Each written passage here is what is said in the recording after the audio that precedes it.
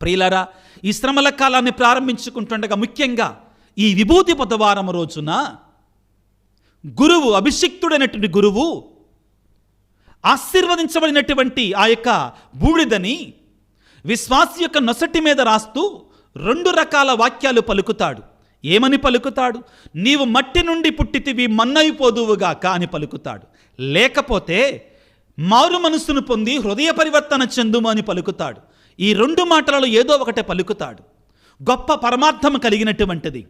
మీరందరూ గుర్తుంచుకోవాలి. ఎక్కడి నుండి వస్తుందండి ఈ విభూది అనేటువంటిది? ఎక్కడ పడితే అక్కడ, ఏ ఆకులు పడితే ఆకులతో తయారు చేయరు.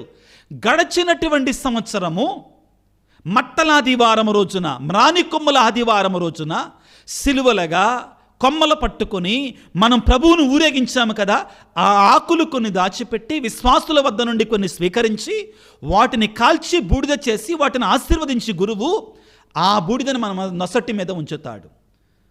ఈ 2 వాక్యాలలో ఏదో ఒక వాక్యాన్ని పలుకుతాడు.